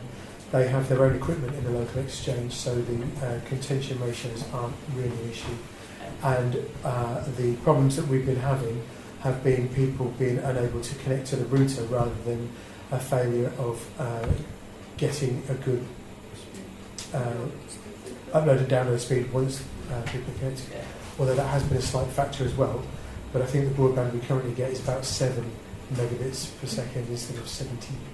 So we should couple that with a good position, and I would expect us to see a noticeable difference based on the information that we've got so far.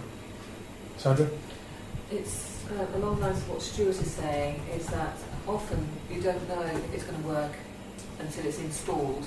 So I would feel more comfortable if we had an option of, do you know what, it's not working because we're in an ironstone building, etc., etc. Because I'm sure most of these bits of kit are not made for, they don't allow for ironstone buildings. It's just brick.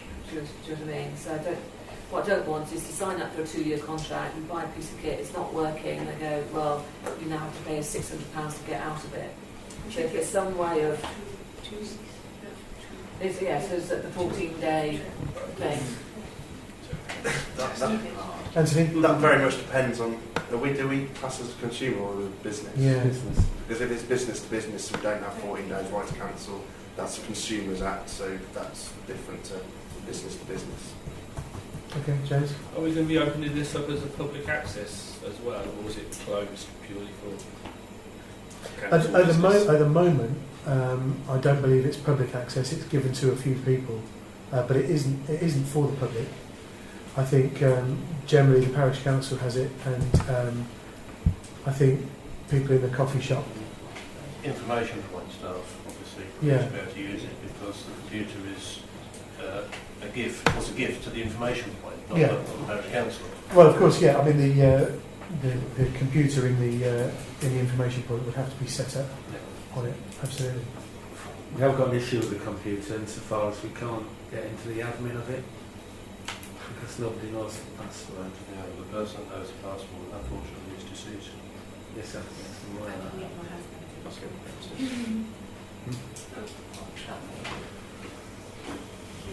Okay. That's another.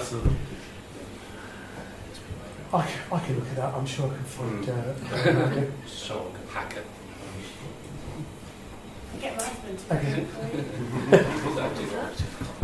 is? Well, sorry, Anthony. I would just say that I joined the council in December, and in that meeting we first discussed the new router. Yeah. This is the first time since then that anything sort of seems to have popped its head up again, and I think that it's a problem for all of us and everyone that uses this. So I would propose that we go ahead with Peter's recommendation of talking to Talk about providing our internet services and a new router. Okay. That works. Fair enough. Thank you. Is there a second to the motion, then, please? Anybody? Steve. Okay. Fair enough. Thank you. All those in favour of the motion, then, please. Okay. And opposed? And abstentions. Stuart's abstaining. So did you put your hand up at all?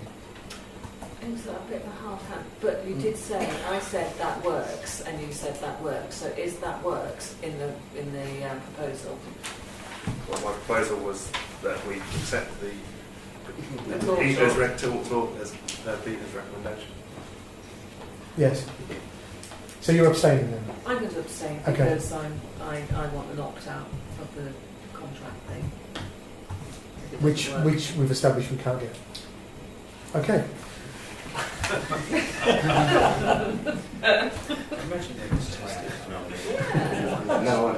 Okay.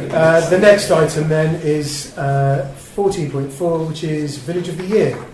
To consider sending 4 representatives to the awards meal, which is to be held at the picturesque Hansbury Hill Centre. Does anybody have any comments on this, first of all? Yes, Anthony. A question, Yes. really. I know Mike was involved with it, Yeah. and Sandra. Who else was involved with going around and organising it? Peter. Peter. It was just the 3 of them, was it? I think so, yeah. Yeah, but Well, I a just lot think of people contributed. Yeah, I just think On that the those day. 3 people that organised it and led it should be, if we do accept an invitation, should go. If they're Yeah. right. Yeah, I agree. Sandra, yeah.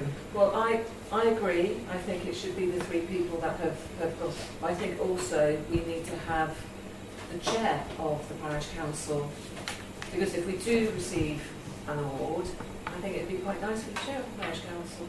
Oh no, maybe not Mike. Mike's giving me some looks. Well, I don't see why I should be punished. I with Peter filling that for me. I devised a tour. I took them all around there, and now you're sending me to the evening at Hunsbury. Assuming Well, they want do that to again. Assuming they want to. Yeah. I think of better things to do in the evening. You want to sit here? You might have supper. Okay, any other comments on this then, please? Seriously, those... you really don't want to go? You really don't want to go? Why? Would you not want to see who I does remember win and was why? it 8 years ago. Yeah, but you're going to be on the table with Peter and I, aren't you? It's a damp selling. I will willingly forgo the privilege of attending the meeting. I think it would be nice if you came with us, like, because you put a lot of work into this, like Peter did and like I did. If we did it as a team, I think we should go there as a team. When is it? The prima donna here. It's Tuesday the 18th of July at 7 p.m. Come here. I'll drive.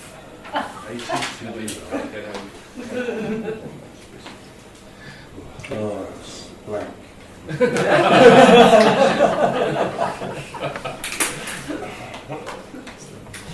Excellent, right. So did you want to make a proposal there, Anthony? If there's no more comments, I'll propose that we accept the invitation and 4 members, Mike, Sandra, There were only 3 that were involved. Peter, and the chairman. Unfortunately, I've just checked my calendar and I have a prior engagement. But the invitation should be accepted nonetheless. Yes. Yeah, that's true, accept the invitation. Yes.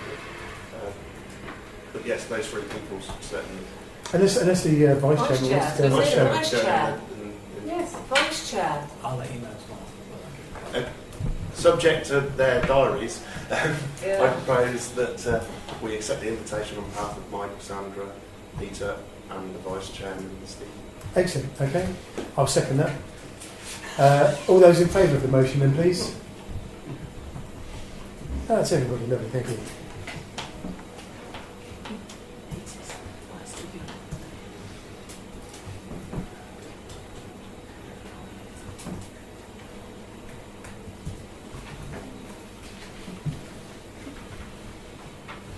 Okay, item 15 is to review and agree key documents. The first of which is the Members' Code of Conduct. I've reviewed it and noticed a typo in the footer. Yes, sorry, I noticed that. Yeah, my apologies. But the I'm trying to remember, were there actual changes? There were changes marked in one of the documents, perhaps not this one. Is this just, are we just reviewing this? Oh yes, Yes, we're just reviewing it. because it's not changed. At the previous meeting, it was the options within documents that we hadn't agreed, Right. and I've highlighted those in a blue tone on the papers. But it tends to be the financial regs, I think. That we Yeah, there's change. no changes In the code of conduct.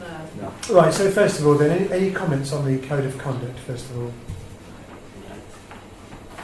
Okay, just on the safe side then, I'm looking for a proposal that we adopt the, or that we're happy to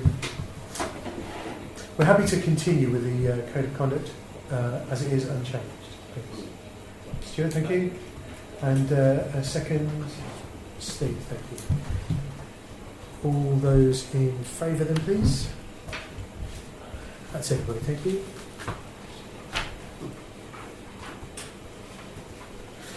Item 16.2 is the standing orders. I think they had changed, haven't they? Was there a slight change to the standing orders? Was in the previous Yeah. meeting we discussed some of the gender specific, some lines of gender specific that weren't Was that- to change. was that in the standing orders? orders? We looked at that.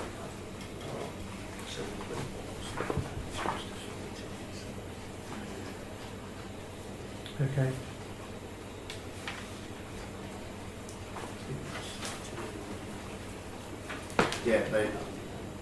They're still not gender. There's still some lines that does say his, and, or etc. For instance,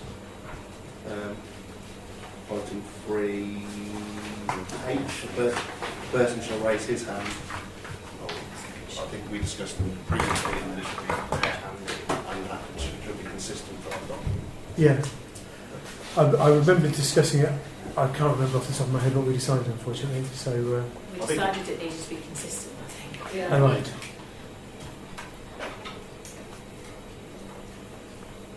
Okay. Is it not consistent?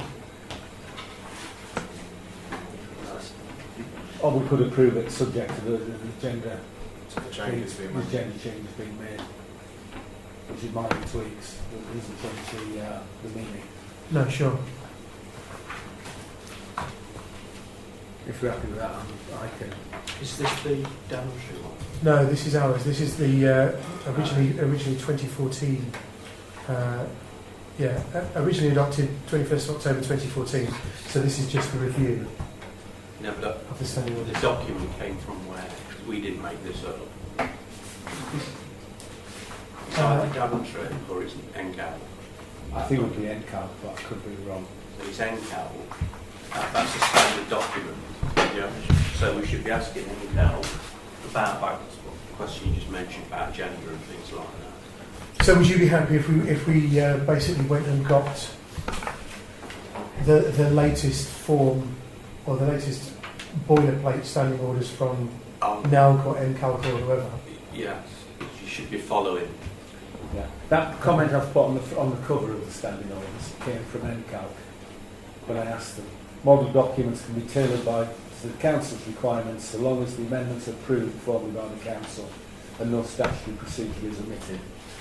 Which basically means it's a framework, as long as we don't change the meaning. I don't think by removing a gender-specific term, we're going to be altering Sure. anything that shouldn't. Yeah. If the council are happy with it, that's fine. Okay. Are there any other comments on this then? In 20B, and it's just got empty brackets.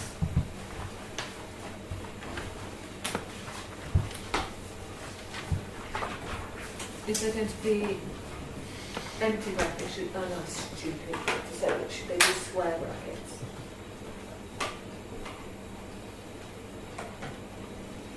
Because that is nice. So this is basically correspondence.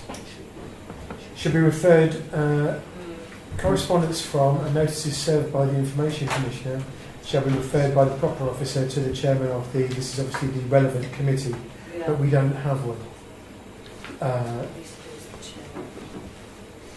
But we've got a separate policy covering Freedom of Information Act anyway, I believe.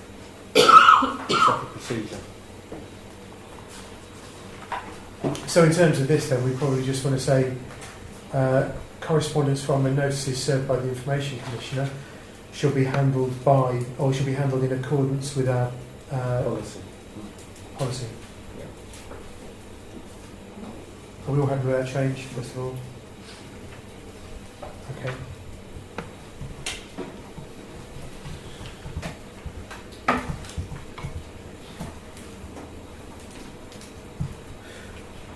Right, are there any other comments on the standing orders then, please? In that case, I propose that we confirm the standing orders subject to the change on item 20B that we've previously agreed. Sorry? And the pronouns things. Yes, and the standardisation of the pronouns, yes. Is there a second to the motion, please? Anthony, thank you. All those in favour, please. Everybody, thank you.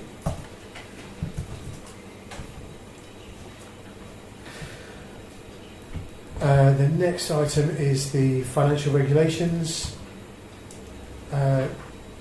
This one I remember we did ask for the latest one. Is this the latest?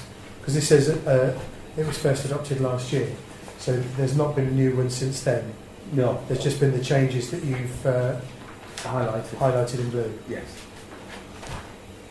It has been, well, this says May 2017. Yes, because that's when it was brought back to the annual meeting. Yeah. So this has just had the required frequencies filled in blue, as was pointed out by Councillor Barrett at that meeting, I believe. Yes, that's correct. It's where there were options, one's been selected that meets our existing operation. Yeah. Yeah. Okay, are there any comments on the financial regulations then, please? No? Okay, in that case, I propose that we accept and approve these modified financial regulations. Anthony, I'll second that. thank you very much. All those in favour of approving the financial regulations then, please? That's everybody, thank you. The next item is the Asset and Land Register. What's changed on there? So I thought we'd already approved this. No, we didn't agree that last week. I think we stopped at that point when we got to financial regulations right, and okay. decided that we needed to review it further. Did you put on the heritage trail notice and plaques? I haven't added the plaques, no. But I do need to add them then. Yeah. So that we need the board as well, isn't it? I mean, Board and the trail sign Yeah. and the plaques belong to the Heritage Trail Working Party, which was the working party of the parish council, so therefore they belong to the parish council. Yeah. And I also need to add the planters for Councillor Yeah. Moxon. Yeah.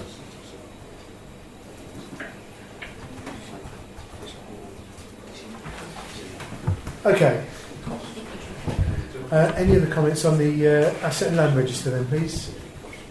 Yes, Sandra. We've got a fair amount of stuff which is not registered, and it just keeps coming up again and again and again. Who does this belong to? Who does that belong to? And then, yeah. That's why I'm trying to get this defined and then put it online, and then it's clear Yeah. what we own and what we don't own in Yeah. terms of land and Yeah, other because assets. the last thing we want is some Yeah. sort of land grab by Yeah. a resident because, well, that's not registered, so I'm going to have Yeah. it for myself, sort of thing. And also, I was just wondering whether we could have this on a map, sort of, highlighted in green or whatever, that we could maybe put on our website. Our assets, so people can maybe reference that. Well, who does that belong to? It belongs to the parish council. I think that's a good idea, but I'm also aware of Peter's workload, and I think that's something that we should consider In for the future, Yeah. not by tomorrow. Maybe the end of the week then. That's, okay. Right, in that case, I propose that, subject to the addition of the heritage trail and plaques and the planters, we approve the Asset and Land Register. Is there a second, please? Sandra, thank you very much. All those in favour of approving the Asset and Land Register, please? James, are you? Thank you. That's everybody.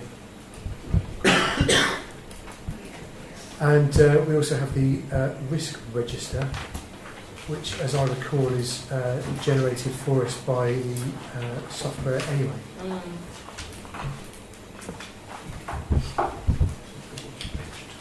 Are there any comments on the risk register at all? No? Okay. Is there would anybody like to propose that we approve the risk register for another year? Anthony, thank you. And a second, please. Elaine, thank you. All those in favour of approving the risk register for another year, please? Kevin, did you... Sorry. Thank you. Okay. That's that lot, thank you. Item 15 is to receive details of recent consultations, of which there have been none. And item 16 is to note general correspondence for information only, which is document Y in the meeting pack. We're all happy to note that. Excellent. Item 17 is to consider the exclusion of the press and public in anticipation of item 18. Do you think we're actually going to need to exclude the press and public? Are there any confidential matters that we're going to need to discuss at this I point? probably think that there is, in consultation with Councillor Parker being to the hearing, you may want to relay certain pieces of information that should be discussed in private session. Sandra? Can we move that to the end so that the members of the Yeah. public don't have to go out, come back for... Yeah, the only other thing we've got is the dates of future meetings.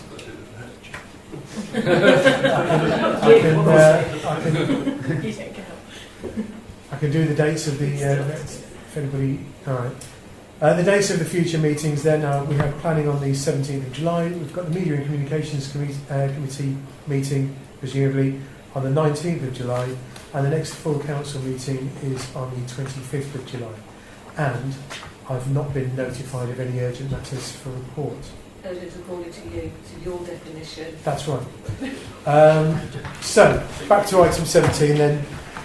I propose that due to the confidential nature of the report and the possibility of discussing business relating to a private individual, that the press and public are excluded from the following agenda item.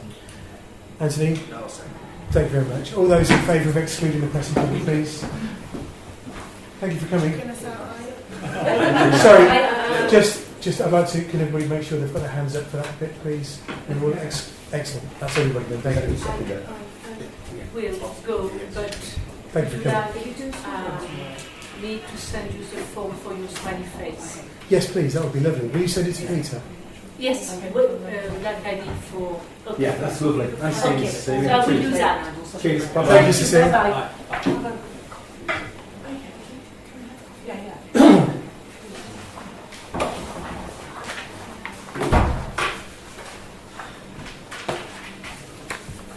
Okay. Oh yes. Sorry, I'll do that. I'm going to pause the recording now, and I'd like to ask any members of the council who are recording the meeting for their own use to also switch their recording devices off, please. Can you work it? Right, there we go. Could you invite the any members of the public that haven't gone home? Yeah.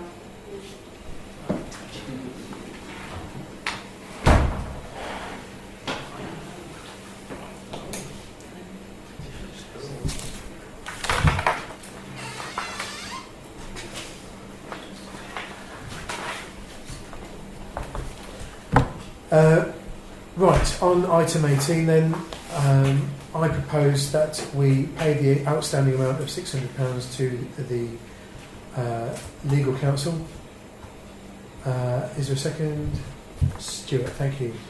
All those in favour of the motion then please. That's 4 in favour, and opposed. That's 2 opposed, and abstentions please. That's 2 abstentions. So the motion is carried. That's it. That's everything.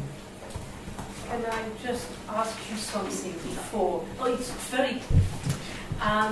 we have the Brunton Valley Way, and every time I use it, it's getting worse and worse. It's not maintained. So I would like to see if there is another guy in Brixworth. If we join Brixworth, Midwell, Lamport, Ardingworth, and Bedford all together to see if we can have a push to have the Brunton Valley Way a bit better. What, in terms of litter and dog No, instead of tunnel, instead of that if you have, for example, a wheelchair, you can walk through, you can cycle, you can, that it's an asset instead of, and it could be superb. But So you talk about the upkeep of the path and things like that? Okay. Do you know whose responsibility it is at the moment? It's a county council, but we don't have money. Right, okay. But if we all get together, Yes. Because if we all bark on it will not work. But if they are, and because it's with the well-being, people with children can go there, and the children can ride their bike with no risk. People can walk their dog with no risk. You can take Granny because it's flat in a wheelchair. The whole family, and we see a lot, but I would like it to to be, and I would like to have it like in Sweden or in Germany, that every 5 miles and so on, you have little exercises for outside for well-being. Okay. So could you put that and see if there is an appetite? I will try to push everybody, because on DDC and on the county council, it's one of their main attractions in Buckinghamshire, in Northamptonshire. Well, I am ashamed when I walk the door, and I walk that path very often, and I promise you, if that is our main attraction, if we can't do better, how can we attract tourism? How can we attract? Okay. Sweden and Germany have much higher taxes than us, and that's why they can afford No. to do stuff like No, I'm sure. We use taxes. I think this conversation Yeah. needs to be taken outside. Yeah. Yes. But it's for you. It's for you to think. Okay. Thank you very much. And you can always call me, and I will send to Peter. The smiley face thing as well. Yes. Yeah. So there's a 5. And how do you want it to call it? Thank you very much.